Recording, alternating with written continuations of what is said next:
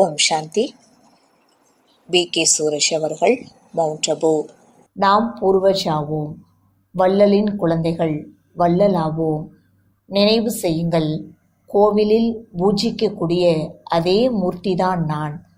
பக்தர்கள் நம்முடைய கோவிலுக்கு வந்து நம்மிடம் நிறைய கேட்கின்றார்கள். நாமும் அவர்களுக்கு கொடுத்து கொண்டே இருக்கின்றோம். அனைவருடைய மனோ விருப்பங்களை பூர்த்தி செய்து விடுகின்றோம். நாம் சாக்காரத்தில் இருக்கும் பொழுது பகவான் நம்முடைய துணைவனாக இருக்கின்றார்.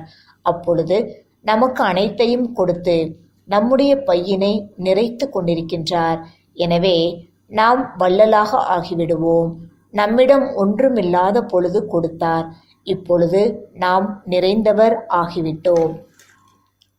எனவே முதலில் தன்னை சுகத்தினால், சாந்தியினால், அன்பினால், ஸ்வமானினால், சக்தியினால், குஷியினால், பவித்ரதாவினால் தன்னைத்தான் நிறைத்து கொள்ளுங்கள். இவை அனைத்தும் பொக்கிஷங்களாகும்.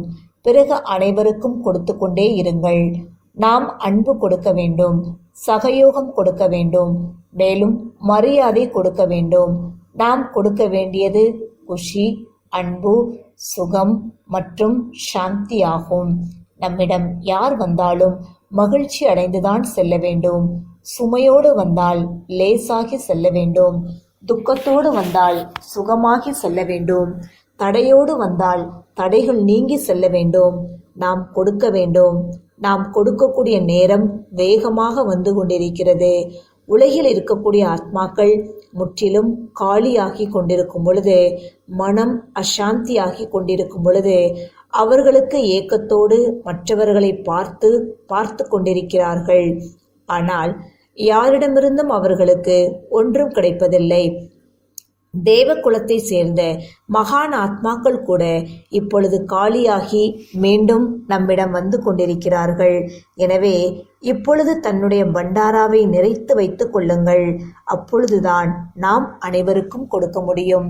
வள்ளலாக இருக்கக்கூடியவர்கள் யாரிடமும் எதையும் பெறுவதில்லை.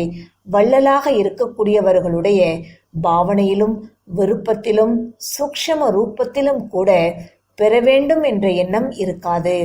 வள்ளலின் காரியமே கொடுத்து கொண்டே இருக்க வேண்டும். எவ்வாறு நதிகள் தண்ணீர் கொடுத்து கொண்டே ஒவ்வொரு மரமும் பழங்களை பொறுத்து கொண்டே இருக்கிறது, நாமும் கூட பாபாவினுடைய பலன் தரக்கூடிய விருட்சங்கள் ஆவோம். நாம் ஞான நதிகள் ஆவோம். எனவே அனைவருக்கும் கொடுத்து கொண்டே இருக்க வேண்டும். சுகம் கொடுக்க வேண்டும். உலகில் துக்கங்கள் அதிகரித்து கொண்டே இருக்கிறது. நம்முடைய சுகத்தின் வைப்ரேஷன்ஸ் அவர்களுடைய துக்கத்தினை போக்கிவிடும். அப்பேற்பட்ட நோய்கள் அதிகரித்து கொண்டிருக்கிறது. அதற்கு மருந்துகளே இல்லை. நாம் அவர்களுக்கு தைரியம் கொடுக்க வேண்டும், ஆதரவு கொடுக்க வேண்டும். இது சீக்கிரம் சரியாகிவிடும். பகவான் உங்களுடன் இருப்பார் என்ற உணர்வினை ஏற்படுத்த வேண்டும். நாம் பிறருக்கு மரியாதை கொடுக்க வேண்டும். ஏனென்றால் அனைத்து மனிதர்களும் மரியாதைக்காக ஏங்கிக் கொண்டிருக்கிறார்கள். நம்மிடம் ஸ்வமானின் பொக்கிஷம் நிறைந்திருக்கின்றது. நம்மால் முழு உலகிற்கும் மரியாதை கொடுக்க முடியும். இயற்கைக்கும் கொடுக்க முடியும். இந்த உலகில் உள்ள பாவ ஆத்மாக்கள் முற்றிலும் துக்கமாக இருக்கக்கூடிய ஆத்மாக்களுக்கும் கொடுக்க முடியும்.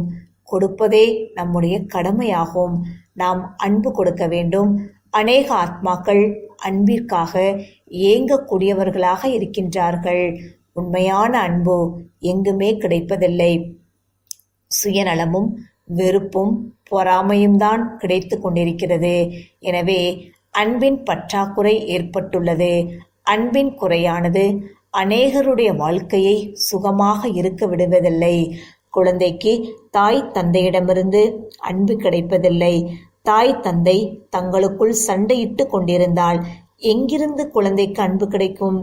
பொய்யான அன்பும் வெளிப்பகட்டான அன்பும் கிடைக்கும். இதனால் தீய தாக்கம் குழந்தைகள் மீது ஏற்படுகிறது. இன்று முழு நாளும் இந்த ஸ்வமானின் பயிற்சி செய்வோம். நான் மாஸ்டர் துக்கத்தை போக்கி சுகத்தை கொடுக்கக்கூடியவன் ஆவேன், பூர்வஜாவேன். நான் அனைத்து ஆத்மாக்களினுடைய துக்கத்தை போக்கி சுகம் கொடுக்க வேண்டும். பகவானுடைய மகா வாக்கியத்தை நினைவு கூறுங்கள். நீங்கள் எதுவரைக்கும் நீங்கள் அனைவருக்கும் துக்கத்திலிருந்து விடுவிக்கவில்லையோ அதுவரை நீங்கள் வீடு திரும்ப முடியாது. வாருங்கள், இன்று நாம் பயிற்சி செய்வோம். சுகக்கடல் பாபாவிடம் புத்தியை ஈடுபடுத்துங்கள்.